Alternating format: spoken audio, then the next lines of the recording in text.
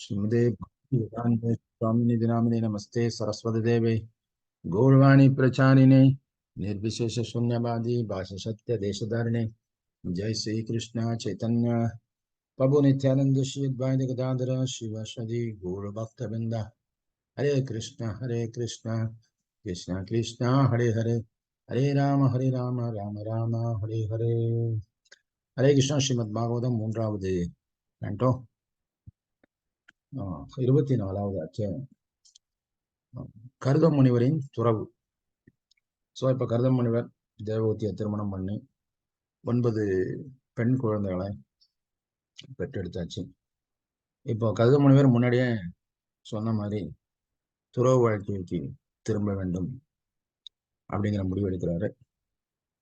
அப்போ தேவகூதிக்கு ஒரு பக்கம் சந்தோஷமா இருந்தாலும் குழந்தை பாக்கியம் கிடைச்சதுனால கணவனை பிரிய வேண்டிய அந்த கவலை அவங்களுக்கு வந்தது. அதனால அவங்க கருத முனிவர்கிட்ட கேட்குறாங்க, 9 பேரும் பெண் குழந்தையா இருக்கிறதுனால அவங்களும் திருமணம் பண்ணி போயிட்டாங்கன்னா நான் எனக்கு பாதுகாப்பு வழிகாட்டி யார்? ஸோ அப்படின்னு சொல்லுவாங்க. ஸோ அதுக்கு கருத முனிவர் பகவான் ஏற்கனவே அவர்கிட்ட சொல்லியிருக்காரு, இது மாதிரி தானே வந்து உனக்கு குழந்தையா பிறப்பேன் சொன்ன வகையில பகவான் விஷ்ணு தேவகூதியுடைய மகனாக கபிலர் முனியாக வந்து பிறக்க போறார் அப்படிங்கிறத விஷயத்த கருத முனிவர் தேவகூதிக்கு இப்போ சொல்றாரு. ஸோ அதெல்லாம் முடிந்த பிறகு கபில முனிவர் பிறந்த பிறகு இந்த 9 பெண் குழந்தைகளுடைய திருமணத்தையும் முடிச்சு வச்சுட்டு கருத முனிவர் மீண்டும் தவ வாழ்க்கைக்கு போக போறார்.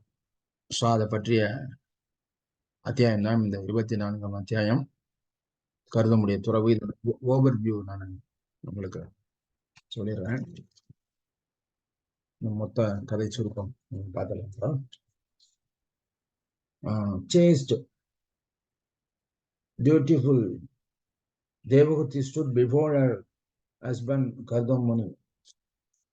மிகுந்த சிறப்பும் பெருமையும் வாய்ந்த தேவகூதி இப்போ குழந்தைகளெல்லாம் பெற்றெடுத்த பிறகு கருதம் முனி முன்னாடி நிற்கிறாங்க. She fought back her tears, apprehensive of his imminent departure, regretful that she hadn't made a use of his association. So விரைவில் கணவனை பிரிய போறேங்கிற செய்தி, கவலை, கண்ணீரை கட்டுப்படுத்தி நிறுத்திண்டு அவங்க பேசுறாங்க. And fearful of being alone after her daughters were get married. So தன்னுடைய மகள்கள் எல்லாம் திருமணம் செய்து போயிடாச்சுன்னா அதன் பிறகு தன்னுடைய நிலைமை நினைத்து அதுக்கான ஒரு கவலை. கருதம் முனி observed her and remembered the words of Lord Vishnu.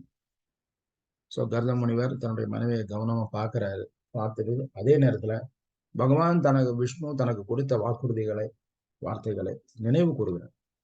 Who had appeared before him many years ago on the shoulders of Garuda. பல ஆண்டுகளுக்கு முன்னாடி தான் தவம் செய்து முடிக்கும் பொழுது கருடன் மேல ரொம்ப கம்பீரமாக பகவான் விஷ்ணு தனக்கு காட்சி கொடுத்து பல விஷயங்களை, தனக்கு எதிர்காலத்தில் நடக்க போற பல விஷயங்களை சொல்லிட்டு போனது. அந்த நினைவுல கருத முனிவர் போறார். I will incarnate as your son and instruct your wife, Devahuti, Lord Vishnu had said. பகவான் விஷ்ணு சொன்னது என்னன்னா, நான் உன்னுடைய மனைவியுடைய கருவில நான் வந்து அவதாரமாக வந்து பிறந்து மகனாக பிறந்து உன் மனைவிக்கு நான் தத்துவங்களை சொல்லி தந்துவேன், அவளை கவலைகளிலிருந்து விடுவிப்பேன். கருதமுனி looked compassionately at his wife and said, please don't be disappointed. நீங்க வந்து அதிருப்தி அடைய வேண்டாம், உனக்கு ஒரு நல்ல செய்தி சொல்ல போறேன். You are praiseworthy. நீ ரொம்ப மதிப்பு வாய்ந்தவர். வெரி சூன் உன்னுடைய மதிப்பு ரொம்ப ஏறப்போகுது. The supreme personality of the Godhead will enter your womb as your son. பகவான் முழுமுதற் கடவுளுடைய கருவில விரைவில் தோன்ற போகிறார்.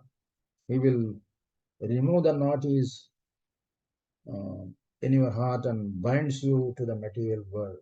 உன்னுடைய இதயத்தில் இருக்கக்கூடிய அந்த முடிச்சையும் உன்னுடைய பௌதிக உலகத்திலிருந்து ஏற்படக்கூடிய பிரச்சனையிலிருந்து உன்னை விடுவிக்க போற. by giving you spiritual knowledge, ஆன்மீக அறிவை உனக்கு புகட்டுவதன் மூலமாக உன்னை இந்த பௌதிக தலையிலிருந்து விடுவிக்கிறதாக அவர் சொல்லியிருக்கார். You should worship him with great faith and control your sins. அதனால நீ புலன்களை கட்டுப்படுத்தி பகவான் விஷ்ணுவை முழு மனதோட வழிபட துவங்க வேண்டும் அப்படின்னு கருதம் முனிவருப்பா தன்னுடைய மனைவிக்கு சொல்றார். You must follow the rules and regulations of religious principles. இந்த மதத்துல சொல்லியிருக்கக்கூடிய விதிகள், கட்டுப்பாட்டு விதிமுறைகள் எல்லாம் முறையா கடைபிடிக்கணும். பெர்ஃபார்ம் ஆஸ்டரிட்டி, தவ வாழ்க்கையை மேற்கொள்ள வேண்டும். அண்ட் கிவ் சேரிட்டி, தான தர்மங்கள் எல்லாம் பண்ணி பக்தர்களுக்கெல்லாம் சேவை செய்யணும். thus you will no longer be fearful in this world. இப்படியாக நீ இந்த உலகத்துல எந்த விதமான பயமும் இன்றி தொடர்ந்து நீங்க வாழ்க்கையை நடத்தி கொண்டு போகலாம் அப்படின்னு கர்தமமுனி தேவகூதி சொல்றாரு. Hearing this and accepting கர்தமமுனி as her spiritual master. இப்ப தேவகூதி தன்னுடைய கணவர் கர்தமமுனிவரை தன்னுடைய ஆன்மீக குருவாக ஏற்றுக்கிறார். ஏன்னா அவங்க முன்னாடியே சொல்லிட்டாங்க, பௌதிக வாழ்க்கை உலகம் மோசமானது, அதுல எந்த பிரயோஜனமும் இல்லை, நம்ம காலத்தை வீணடிச்சிட்டோம். ஸோ ஆன்மீகத்துல எனக்கு நீங்க எந்த உதவியும் செய்யல, பௌதிகத்துல எனக்கு தேவையான வசதிகளை செய்து கொடுத்த மாதிரி என்னுடைய ஆன்மீக வாழ்க்கைக்கு நீங்க எப்படி தவ வாழ்க்கை மேற்கொள்ள போறீங்களோ எனக்கும் ஒரு வாழ்க்கையை அமைச்சு கொடுக்கணும் ஆன்மீகத்துக்கு அப்படின்னு சொல்லி கேட்டதுனால இப்ப அதுக்கான பதில கர்தமமுனிவர் சொல்லிக்கிட்டு இருக்கார். அதனால தேவகூதி தன் கணவனை ஆன்மீக குருவாக ஏற்றுக்கொண்டு இப்ப கேட்கிறாங்க. தேவகூதி began to worship the Supreme Lord with faith and devotion. So இப்போ தேவகூதி பகவான் கிருஷ்ணரை மிகுந்த நம்பிக்கையோடையும் சேவை மனப்பான்மையோட உண்மத்தோட வழிபட்டு வராங்க. For many years she continued to faithfully and respectfully follow the order of her husband. So இப்படியாக பல ஆண்டுகள் தன்னுடைய கணவனுடைய சொற்படி மிகுந்த பொறுமையாகவும் கவனமாகவும் இந்த வழிபாட்டை செய்யறாங்க. Then the time came. அதன் பின்னாடி அந்த காலம், அந்த எதிர்பார்த்த காலம் வந்தது. There was no mistaking it. அதுல எந்த விதமான தவறும் இல்லை. Rain clouds mysteriously played mystical instruments. ஏன்னா பகவான் அவதாரம் பண்ண போனாலே எல்லா தேவர்களுக்கும் மற்ற மேல் உலக வாசிகளுக்கும் ரொம்ப சந்தோஷம் கிடைக்கும். அவங்களுக்கு இதெல்லாம் இந்த பகவான் அவதாரத்தை பார்க்கறதுல ரொம்ப ஆசை. கர்தமமுனிவரும் அங்கதான் இருக்கிறாரு, இன்னும் போல. ஸோ இந்த நேரத்துல மழை மேகங்கள்லாம் இந்த பகவானுடைய அவதார நேரத்தை தெரிஞ்சுட்டு ரொம்ப ஆனந்தமா அவங்கெல்லாம் இசை அங்கிருந்து rain clouds make magical instruments, musical இன்ஸ்ட்ருமெண்ட்ஸா இசைக்கிறாங்க. These had to be the demigods. இதெல்லாம் தேவர்களுடைய வேலை. Demigods even flew around showering flowers. மேலும் தேவர்கள்லாம் அங்கே இங்கேயும் பறந்து மலர்களை தூங்குறாங்க. The Gandharvas, the celestial musicians, sang the glories of the Lord while the Apsaras dancing. இந்த கந்தர்வர்கள், கிண்ணறர்கள் இவங்கெல்லாம் இந்த இசைக்காகவே நடனத்துக்காகவே இருக்கிறாங்க. அவங்கெல்லாம் இசைகளையும் நடனத்தையும் அங்க நடத்துறாங்க. ஏன்னா அவங்களுக்கு பகவான் புதுவிதமான ஒரு அவதாரமாக தேவதனுடைய கருவுக்கு போகிறார். All the directions the water of the world and everyone minds were satisfied. எல்லாரும் மிகுந்த திருப்தியோட ஆனந்தத்தோட இருக்கிறாங்க. அந்த நேரத்துல Devahuti looked up at the sky joyfully. Devahuti ரொம்ப மகிழ்ச்சியோட ஆகாயத்தை பார்த்து இந்த காட்சிகளெல்லாம் பார்க்குறாங்க, சந்தோஷமா பார்க்குறாங்க. Radiant with a divine child in our womb. அந்த நேரத்துல ஒரு மிகுந்த ஒளி மிகுந்த ஒரு சக்தி வாய்ந்த ஒரு விஷயம் தேவகத்தினுடைய கருவுக்குள்ளார வயிற்றுக்குள்ளார சென்று அங்க குழந்தையாக உருவெடுத்தது. Suddenly she saw something else in the sky coming towards her. அந்த ஆகாயத்திலிருந்து ஏதோ ஒரு விஷயம் அந்த தேவகூதியை நோக்கி வருது. It was someone, a magnificent, seated on a majestic flying swan. So அந்த நேரத்துல தேவகூதியினுடைய கருவுல பகவான் வந்து இறங்கிட்டாரு. அப்போ இன்னொரு விஷயம் நடக்குது. அந்த அன்னப்பறவையில ஒருத்தர் உட்காந்துட்டு மேல இருந்து அப்படியே மெல்ல கீழே. She called her husband and they both gazed with the splendid arrival. So தன்னுடைய கணவர் கர்தமுனிவரை கூப்பிடுறாங்க. அவரும் வந்து சேர்ந்து 2 பேரும் சேர்ந்து யார் வர்றதுங்கிறத பாக்குறாங்க. அப்படி பாக்குறச்ச கர்தமுனிவர் சொல்றாரு, it is my father lord Brahma. ஆஹா, வந்திருக்கிறது என்னுடைய அப்பா பிரம்மதேவர். அன்னப்பறவையில வாகனமா வச்சிருக்கிறது பிரம்மதானே. கர்தமுனி, can you see he is accompanied by Marichi and other sages. மற்ற தேவர்கள் மரிச்சி மற்றும் நாரதர் இவங்களோட சகா தோட பிரம்மா அன்னப்பறவையில வந்து இறங்குற. தேவகூதி brought her palms respectfully together. தேவகூதி கைகளை கூப்பி வணங்கி பிரம்மாவை வரவேற்றாங்க. Brahma swan landed gracefully at Devaguti's feet. So அந்த இடத்துல பிந்து சரோவர்ல பிரம்மாவுடைய வாகனம் மெல்ல அன்னம் வந்து இறங்குது. Lord Brahma alighted and bowed down to the Lord in Devaguti's womb and then worshipped him joyfully with a pure heart. Brahma இறங்கினதுமே என்ன பண்ணாருன்னா தேவகூதியினுடைய வயிற்றில் இருக்கக்கூடிய கருவில் இருக்கக்கூடிய பகவானுக்கு தன்னுடைய வணக்கங்களை தெரிவிக்கிறார். கீழே விழுந்து வணங்குறார். ஸோ முழுமையான தெய்வத்தில் அவர, ஏன்னா பிரம்மாங்கனால அவருக்கு தெரியும் கருவில் இருக்கிறது கபிலர், பகவானுடைய அவதாரம் சாட்சாத் பகவான் தான். அப்புறம் பிரம்மா தென் beamed proudly at கர்தமுனி and explained. கர்தமுனிவரை ரொம்ப ஆர்வத்தோட பெருமையோட பாக்குறாரு. ஏன்னா அவர் சொன்னதை இவர் தான் செஞ்சு முடிச்சிருக்காரு. 4 குமாரனும் செய்யல. அதுக்கப்புறம் பிரம்மாவுடைய கட்டளை முழுசாக நிறைவேற்றினது கர்தமுனி. அதான் நான் பெருமையோட பார்த்து சொல்றாரு. You have followed my instructions perfectly, my son. You have certainly honored me. So என்னுடைய கட்டளைகளை நீ முழுவதுமாக நிறைவேற்றி என்னை மிகவும் பெருமைப்படுத்தியிருக்கிறார் அப்படின்னு சொல்றார். நிச்சயமாக என்னை பெருமைப்படுத்தியிருக்கிறார். You have 9 beautiful chaste daughters who will increase this creation by their own descendants. So உன்னுடைய 9 குழந்தைகள் பெண்களும் இந்த சந்ததியை விருத்தி பண்ணி மிக உயர்ந்த முறையில அவங்கெல்லாம் வந்து பெருமை அடைய போறாங்க. Therefore, I would like you to wed them to the 9 principal sages according to their individual temperament and likings. So அந்த 9 பெண்களுடைய விருப்பத்துக்கும் அவங்களுடைய தகுதிக்கும் ஏற்ற மாதிரி 9 சேஜஸ் முனிவர்கள் எப்படி உன்னை மாதிரி தேவகூதிக்கு கர்தமுனி கிடைச்ச மாதிரி அவங்களுடைய மகள் 9 பேருக்கும் 9 சிறந்த முனிவர்கள், சாதுக்களை, ரிஷிகளை அவங்களுடைய தகுதிக்கும் விருப்பத்துக்கும் தகுந்த மாதிரி திருமணம் செய்து வைக்கணும் அப்படின்னு சொல்லி அதுக்கான லிஸ்ட் எல்லாம் கொடுக்குறாரு. எஸ் ஃபாதர் ரிப்ளைடு கர்தமர் உடனே நிச்சயமாக நான் செய்யறேன் அப்படின்னு அடுத்த கட்டளையை ஏற்றுக்கொள்றார். And now, my dear Kardama, the Lord has come as Kapila Muni by his own internal energy. பகவான் தன்னுடைய அந்தரங்க சக்தியின் மூலமாக இப்போ தேவகூதியினுடைய கருவுல வந்து இறங்கியிருக்காரு.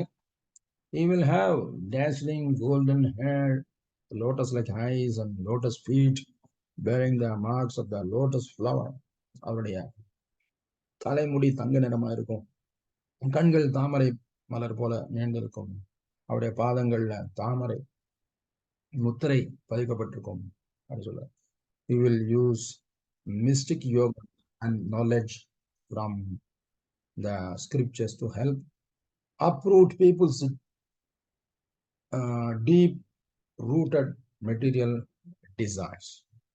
அவர் என்ன பண்ணுவார்னா கபில முனிவர் வந்து இந்த மிஸ்டிக் யோகா தன்னுடைய யோக சக்தியினால ஆன்மீக அறிவு இதெல்லாம் இந்த வேத சாஸ்திரங்கள்ல இருந்து எடுத்து அத மக்களுடைய இந்த பௌதிகத்துல அவங்க மூழ்கி இருக்கிறாங்க இல்லையா, அந்த மக்களுடைய ஆழமான அவங்க பற்றுதல இருந்து அத வெளியில எடுப்பார்.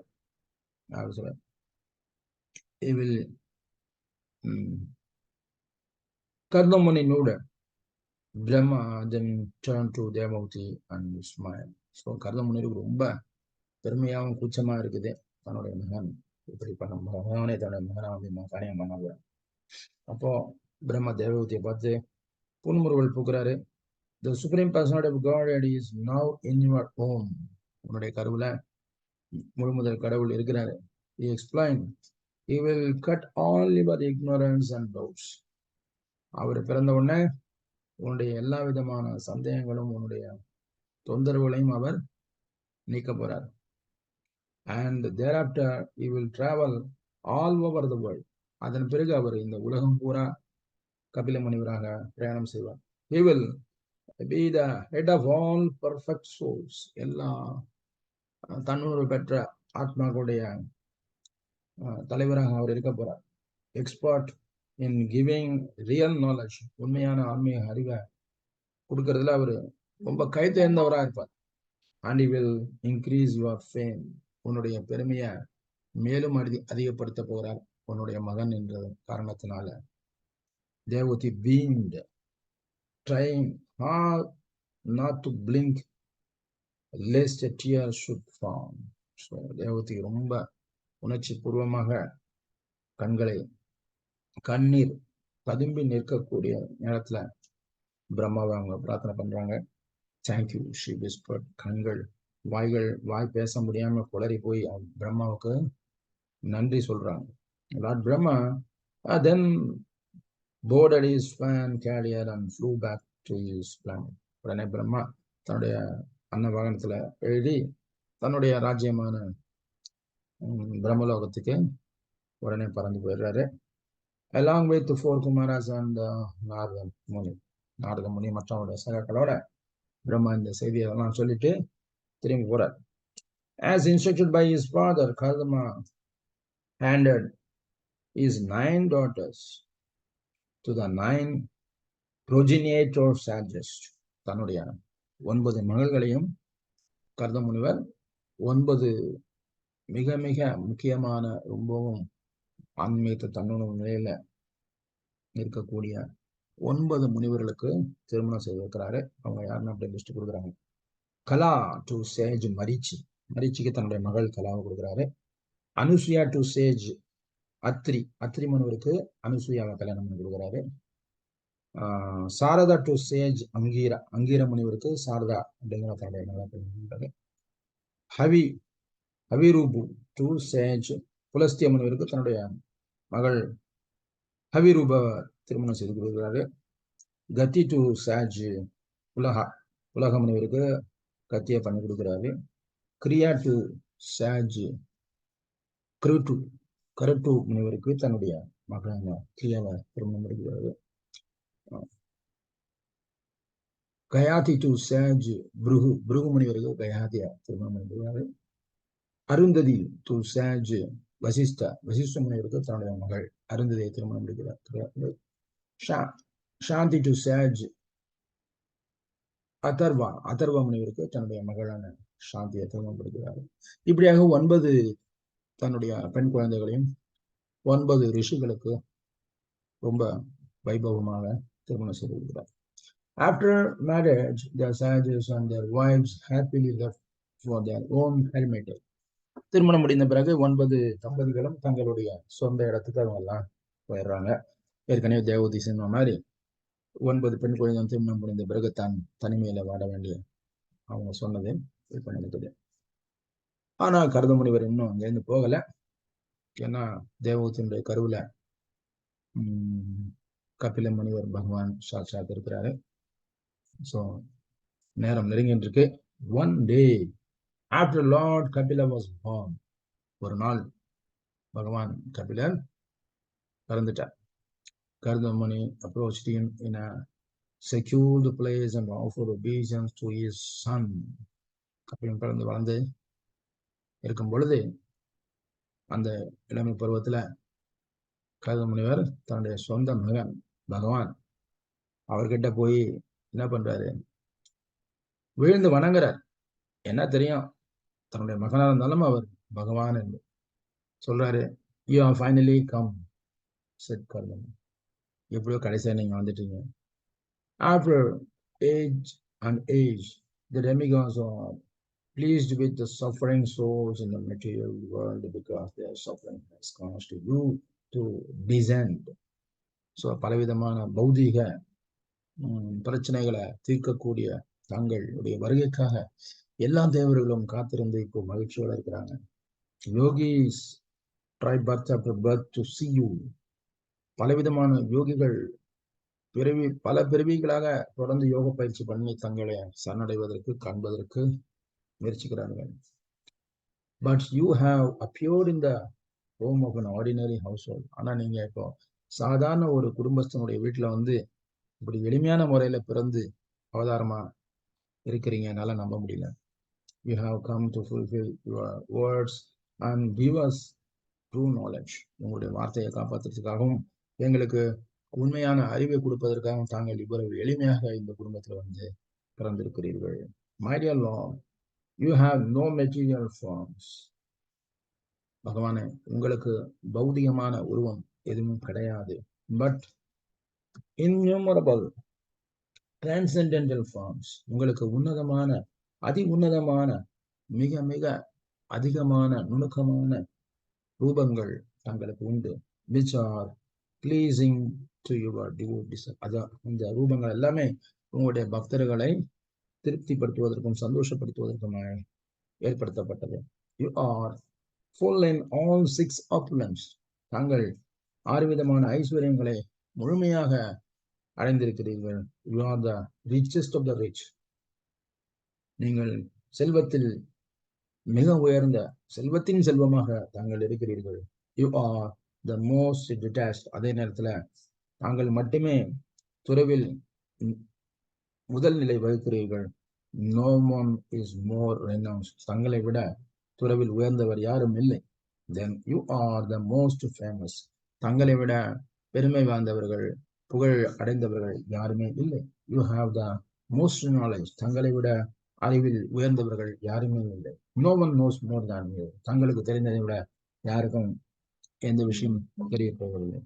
you are the strongest of the strong. சக்தியிலே அதி சக்தி வாய்ந்த தாங்கள் மட்டுமே. and the most beautiful. அழகில் தங்களை மிஞ்சியவது யாருமே இல்லை. தாங்கள் மட்டுமே பெற்றிருக்கிறீர்கள். nobody's beauty exceeds yours. தங்களை விட அழகில் சேர்ந்தவர் யாருமே இல்லை. இப்படி கருதம் முனிவர் பகவானை பிறந்து புகழ்ந்து சொல்றார். கருதமாஸ் gazed in loving appreciation at the Supreme Lord. I surrender to you, Lord Kapila. இப்படியாக பகவானை துதித்து தன்னுடைய மகன் பகவான் என்பதை அறிந்து அவரிடம் நான் தங்களை சரணடைகிறேன் என்று சொல்றார். He said, tears welled in his eyes and he brought his palms together. கண்கள்ல கண்ணீர் மல்க கைகளை கூப்பி அவர் தன் மகன் பகவான் கபிலனிடம் சரணடைகிறார். You are the Lord of this material world. இந்த பௌதிக உலகமும் உங்களுக்கு சொந்தமானதுதான். You maintain all the universe and absorb them back into you when the material world dissolves. இந்த பௌதிக உலகம் தங்களால் அழிக்கப்பட்டு மீண்டும் படைக்கப்படுகிறது. கருதம் முன்னி sized and closed his eyes. கண்களை மூடி என்ன பண்றாரு? பிரார்த்தனை பண்றாரு. preparing to reveal to his son what was on his mind. தன்னுடைய மனசுல இருக்கக்கூடிய அந்த விஷயத்தை தன்னுடைய மகனான பகவானுக்கு அத சொல்ல போறார். I am now liberated from any debits of my father. All my desires have been fulfilled. என்னுடைய ஆசைகள் எல்லாம் நிறைவேற்றி விட்டது. என்னுடைய அடுத்த கடைசியாக என்னுடைய ஆசை என்னன்னா, கருமுடி opened his eyes and looked into his son's beautiful lotus-like eyes and swallowed. So இப்போ கருமுனிவர் மீண்டும் கண்களை திறந்து தன்னுடைய மகன் கபில முனிவருடைய அழகான முகத்தை பார்க்கிறார். Kardama had been a strict follower of the scriptures. கல்முனிவர் வந்து இந்த சாஸ்திரங்களை மிக உறுதியாக கடைபிடிக்கக்கூடிய வழக்கமுடையவர். According to the Vedic injections, he had been an exceptional celibate monk. So சாஸ்திரங்களை படி ஒரு மிக உயர்ந்த ஒரு சாதுவாக கருதும் முறைவர் இங்க ஏற்றுக்கொள்ளப்படுகிறார். Then as an exemplary householder with children, and now the Vedas were advising to renounce householder life and become a மெடிக்கன்ட்னா கிட்டத்தட்ட ஒரு பிச்சைக்காரன் மாதிரி துறவுல எல்லாத்தையும் விட்டுட்டு உடனே போகணும். சாஸ்திரங்கள் படி கருதும் முனிவர் வந்து உண்மையிலே மிக உயர்ந்த ஒரு மாங்க் சாது.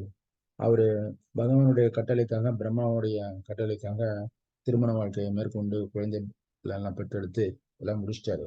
இப்போ உடனடியாக சாஸ்திரனுடைய விதிமுறைப்படி அவர் துறவு வாழ்க்கையை மேற்கொள்ள வேண்டும். அதுவும் எப்படி?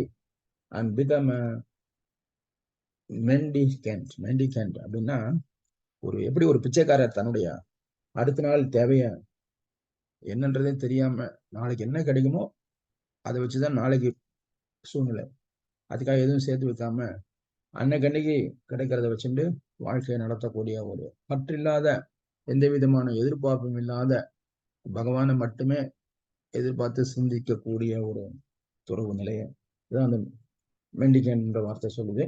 Even though the supreme person of the Godhead had appeared as his son. So இப்போ மகனே பகவானாக வந்திருக்கிறதுனால இந்த கோரிக்கைய இப்போ வைக்க போறாரு.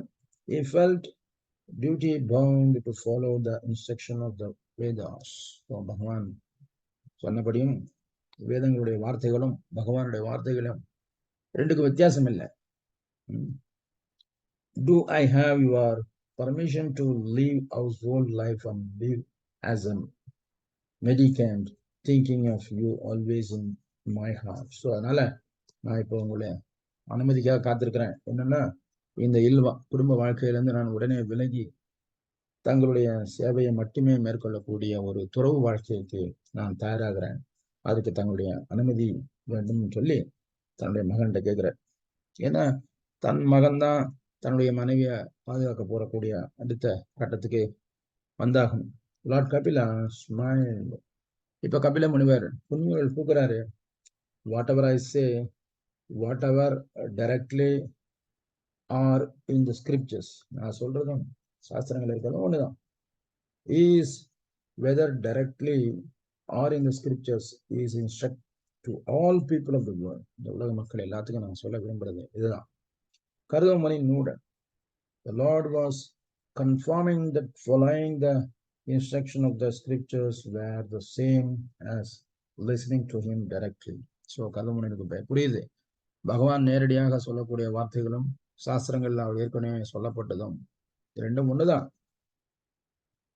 I have come as promised, continued the Lord. நான் ஏற்கனவே தங்களுக்கு கொடுத்த வரன்படி நான் இப்போ வந்துட்டேன். I have come to explain the Sankhya philosophy to those who want to be free from the material desires. நான் இப்போ இந்த சாங்கிய தத்துவத்தை போதிக்க போறேன். யாருக்கு? யார் இந்த பௌதிக சிக்கல்ல இருந்து விடுபடும் நினைக்கிறாங்களோ அவங்களுக்கு இந்த சாங்கிய தத்துவம் கண்டிப்பாக பலன் கொடுக்கும். This difficult path of the self-realization has been lost. இந்த தன்னுக்கான பாதை மறைஞ்சு போச்சு, அதை மீண்டும் நான் நினைவுபடுத்தி கொண்டு வர போறேன். So I have come to introduce and explain it again. மறுபடியும் இதை விரிவா நான் சொல்லி விளக்கி இந்த கட்டுண்ட மக்களுக்கு புரிய வச்சு அவனுடைய பௌதிக வாழ்க்கையிலிருந்து பௌதிக பற்றிலிருந்து விடுதலைய அவங்களுக்கு நான் வாங்கி தருவேன். Now with my permission go as you desire and surrender all your activities to me. So என்னுடைய அனுமதிப்படி தாங்கள் இப்போ இந்த குடும்ப வாழ்க்கையிலிருந்து விலகி சென்று என்னை சரணடைந்து தங்களுடைய நடவடிக்கை எல்லாம் என்னுடைய சேவையில இருக்கிற மாதிரி பார்த்து கொள்ளுங்கள் அப்படின்னு மகன் தந்தைக்கு உபதேசம் பண்றாரு. Worship me throughout your life. உங்களுடைய வாழ்நாள் முழுவதும் என்னை வணங்குங்கள். In this way you will see me in your heart. இப்படியாக உங்களுடைய இதயத்தில் என்னை தாங்கள் காண முடியும்.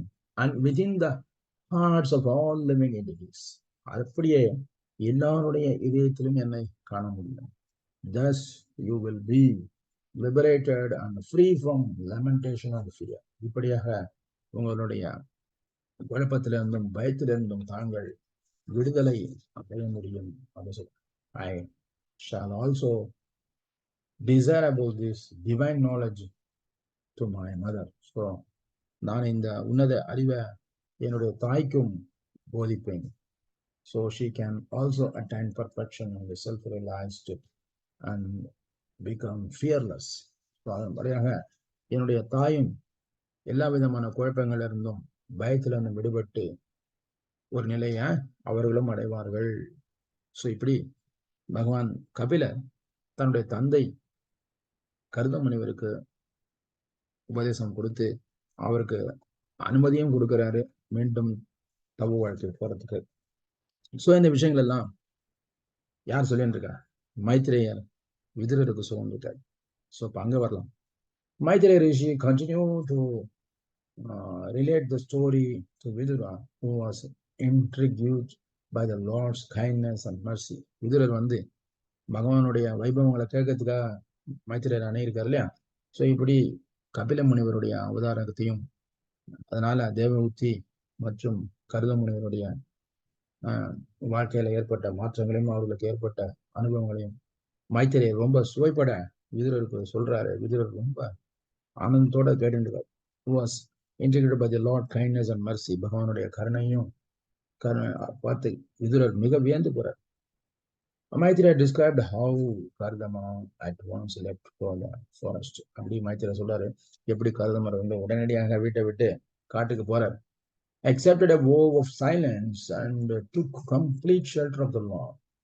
அப்போ முழுமையான அமைதி, நிதானமான சலனமற்ற ஒரு மனநிலையை கருதமர் அடைந்து பகவானிடம் முழுமையாக சரணடைஞ்சார். ஒரு இல்லற வாழ்க்கையில பௌதிக வாழ்க்கையில இருந்து ஆன்மீக வாழ்க்கைக்கு மாறுறதுங்கிறது அவ்வளவு சாதாரண விஷயம் இல்லை. அதுக்கான பக்குவமும் அதுக்கான ஆன்மீக அறிவும் பயிற்சியும் பகவானுடைய கருணையும் மிக மிக தேவை என்பதை நம்ம கருத முனிவருடைய இதுல நம்ம தெரிஞ்சுக்கிறோம். He traveled the world as a sannyasi and fixed his mind upon the Supreme Lord. இப்படியாக கருத முனிவர் உலகம் பூரா பிரயாணம் பண்ணி பகவானுடைய சேவையில தன்னுடைய கவனத்தை வச்சுட்டு இருக்காரு. கருதமுறை eventually become unaffected by the false ego and free from material affections. So இப்படியாக கருத முனிவர் இந்த பௌதீக பற்றிலிருந்து முழுமையாக விடுபட்டது மட்டுமில்ல, பொய் அகங்காரத்திலிருந்தும் முழுமையாக விடுபடுறது. இது ரொம்ப ரொம்ப கஷ்டமான வேலை. ஸோ நம்முடைய சாஸ்திரம் நமக்கு சொல்லிக் கொடுக்குது, நாம் 2 பிறவிகள் எடுத்தாலும் ஒன்று பௌதிகத்தில் நம்ம பிறக்கிறோம், ஆட்டோமேட்டிக்காக நடந்தது. அதே மாதிரி ஆன்மீகத்தில் நம்ம பிறக்கிறது நம்ம கையில இருக்குது. ஸோ அதுக்கு நம்ம சரியான குருவை சரணடைந்து ஆன்மீக பிறகு. அதே மாதிரி நமக்கு 2 விதமான இறப்பு இருக்கு. ஒன்று இந்த உடல் இறக்குது, அது தானே நடக்குது. அதுக்கு முன்னாடி இன்னொரு இறப்பை நம்ம ஏற்படுத்தணும். அதாவது நம்முடைய ஃபால்ஸ் ஈகோவை நம்ம அழிக்கணும். ஸோ அந்த ஃபால்ஸ் ஈகோவை நம்ம ஒழிச்சாதான் நம்முடைய இயற்கையான மரணத்தின் பின்னாடி நம்ம உண்மையான ஒரு விடுதலையை அடைய முடியும். ஸோ அந்த வகையில கருத முடிய தன்னுடைய ஃபால்ஸ் ஈகோ, அந்த பொய் அகங்காரத்திலிருந்தும் பௌதிக பற்றிலிருந்தும் முழுமையாக விடுபட்டு பகவானை பூர்ணமாக சரணடைந்த ஒரு நிலையை அடைகிறார். His mind was turned inward and calm like an ocean undisturbed by waves. எப்படி ஒரு கடல், அலை இல்லாத கடல் அப்படின்னா நடுக்கடலுக்கு போகணும், ஓரத்துல அலை அடிக்கும். நடுவுல போனீங்கன்னா அவ்வளவு நீர் கொள்ளளவு இருந்தாலும் அமைதியாக இருக்கிறத பார்க்கலாம். அந்த மாதிரி இந்த மனம் சலனமற்று மனம் எப்பவுமே சலனத்தோட தான் இருக்கும். சலனமற்ற மனத்தை நம்ம அடையணும்னா அதுக்கான ஆன்மீக பயிற்சி தேவை. ஸோ அந்த நிலைய கருத முனிவர் எட்டி பிடித்தார். அவருடைய மனம் சலனமற்று அமைதியாக ஒரு கடல் போல இன்வர்டு உள்ளுக்குள்ளார பகவான அவருடைய இதயத்திலேயே அவர் பார்க்கக்கூடிய அந்த வாய்ப்பு நேரம் வந்துருச்சு. He began to see that the Supreme Personality of Godhead is seated at everyone's heart and that everyone is existing on him. இப்படியாக எல்லாருடைய இதயத்திலும் பரமாத்மா வீற்றிருக்கக்கூடிய பகவானை தன்னுடைய இதயத்துல மட்டுமல்லாமல் எல்லாருடைய இதயங்களிலும் அவர் பார்க்கக்கூடிய நிலையை எட்டி பிடித்தார். அது மட்டும் இல்லாம இப்படியாக பகவானிடம் எல்லாருமே பகவானை சார்ந்து இருக்கக்கூடியவர்கள், பகவானுடைய அங்க உறுப்பாக இருக்கக்கூடியவர்கள், பார்ட் அண்ட் பார்சல் அப்படிங்கிற விஷயத்தையும் பூர்ணமாக கர்தம் முனிவர் பார்க்கிறார். becoming free from hatred and material desire. இப்படியாக வெறுப்பிலிருந்தும் பௌதீக சிந்தனைகளிலிருந்தும் கர்தம் முனிவர் முழுவதுமாக விடுதலை அடைந்து கர்தம் முனி performed pure devotional service and went back to God. முழுமையான பூரணமான unalloyed, unmotivated, uninterrupted, அதாவது பலனை எதிர்பார்க்காத தடையில்லாத பூரணமான பக்தி தொண்டை நிறைவேற்றி கர்தம் முனிவர் பகவானுடைய ராஜ்யத்தை சென்று அடைந்தார் அப்படின்னு சொல்லி இந்த அத்தியாயம் இந்த விஷயங்களை சொல்லுது. அடுத்த அத்தியாயத்துலதான் என்ன சொல்ல போறாங்க, எப்படி knowledge, the glories of the devotional service, பக்தி தொண்டனுடைய பெருமைகளை கபில முனிவர் மூலமாக நம்மளும் கேட்கலாம். ஸோ இந்த அத்தியாயத்தினுடைய முழு விஷயம் இதுதான். நம்ம இன்னைக்கு ஒரே ஒரு ஸ்லோகம் படிச்சு நிறைவு செய்யலாம். ஓகே, 11. மைத்ரேய உவாச்ச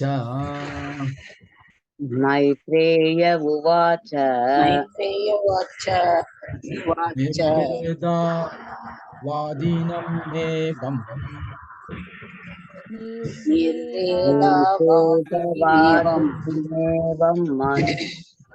மனோர்துஹிதரம் முனி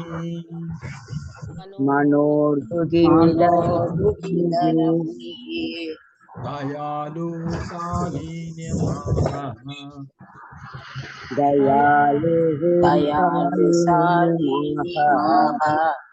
சுக்லாபிவ்யாருதம்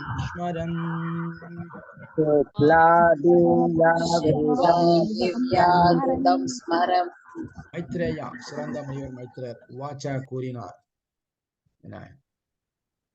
நிர்வேதவாதீனி முழுவதும் துறவு பற்றிய வார்த்தைகளை பேசுவோர். ஏவம் இவ்வாறு மனோ ஸ்வயம்பமனுவின் துஹீதரம் மகளுக்கு முனி கர்தம தயாலு இரக்கம் நிறைந்த சாலினின் புகழ் தகுதியானவர் ஆகு பதில் கூறினார். சுக்ல பகவான் விஷ்ணுவால் அபிவியாகுருதம் கூறப்பட்டது ஸ்மரன் நினைவுபடுத்தி, பகவான் விஷ்ணுவின் வார்த்தைகளை நினைவு கூர்ந்து முழுவதும் துறவு பற்றிய வார்த்தைகளை பேசும் சுயம்பவ மனுவின் மகளான தேவகியிடம் இரக்கம் நிறைந்த கருத முனிவர் பின்வருமாறு பதில் கூறினார். ஸோ நம்ம அந்த பிகினிங் ஞாபகப்படுத்தணும். எப்படி தேவகுத்தி தன்னுடைய 9 மகளுக்கும் திருமணம் செய்த பிறகு தன்னுடைய நிலைமை பற்றி ரொம்ப இரக்கத்தோட கேட்கிறாங்க, தவிப்போட. அப்போ கருத முனிவர் இந்த விளக்கத்தை சொல்ல ஆரம்பிக்கிறார்.